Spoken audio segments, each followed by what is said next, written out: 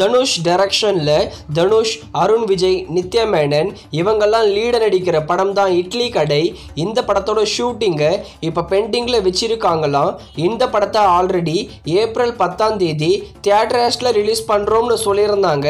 ஆனால் படத்தோட ஷூட்டிங் முடியாததுனால இந்த இட்லி கடை படத்தை ஏப்ரல் 10ஆம் தேதியிலிருந்து போஸ்ட்போன் பண்ணிட்டாங்களாம். மோஸ்ட்லி ஆகஸ்ட் இல்லைன்னா செப்டம்பர் மாதத்தில் இந்த இட்லி கடை படத்தை தியேட்டர்ஸில் ரிலீஸ் பண்ண போகிறாங்க.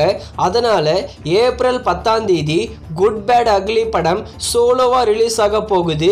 ரெக்கார்டு சம்பவம் இருக்கு இந்த குட் பேட் அக்லி படத்துக்கு டே 1ல. அடுத்ததா கௌதம் மேனன் டைரக்ஷன்ல சியான் விக்ரம் லீட நடிச்சிருக்கிற படம் தான் துருவ நட்சத்திரம். இந்த படத்தை மே 1 ரெட்ரோ படத்துக்கு கூட கிளாஷ் விட பிளான் பண்ணியிருக்காங்களாம். துருவ நட்சத்திரம் படம் மே 1 ரிலீஸ் ஆகுமான்னு வெயிட் பண்ணி பார்க்கலாம். அடுத்ததா கேங்கர்ஸ், இந்த படத்தை சுந்தர் சி டைரக்ஷன் பண்ணியிருக்காரு. நம்ம வைகை புயல் வடிவேலு தான் லீட நடிச்சிருக்காரு. நம்ம சுந்தர் சி வடிவேலு காம்போனாலே படம் நல்லாவே இருக்கும். இந்த கேங்கர்ஸ் படத்தை வர ஏப்ரல் 24ஆம் தேதி தியேட்டர்ஸில் ரிலீஸ் பண்ண போகிறோம்னு அஃபிஷியலாக சொல்லி ஒரு நியூ போஸ்டரையும் இப்போ ரிலீஸ் பண்ணியிருக்காங்க. இந்த படம் நல்லா இருக்கும்னு ரிப்போர்ட்லாம் வந்துட்டே இருக்கு.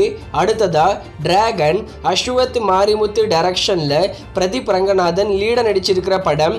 இந்த டிராகன் 100 கோடி மேலே கலெக்ஷன் பண்ணியிருக்கு. ஃபைனலாக எவ்வளோ கலெக்ட் பண்ண போதுன்னு வெயிட் பண்ணி பார்க்கலாம். டிராகன் படத்தோட டிஜிட்டல் ரைட்ஸை நெட்ஃப்ளிக்ஸ் தான் வாங்கியிருக்காங்க.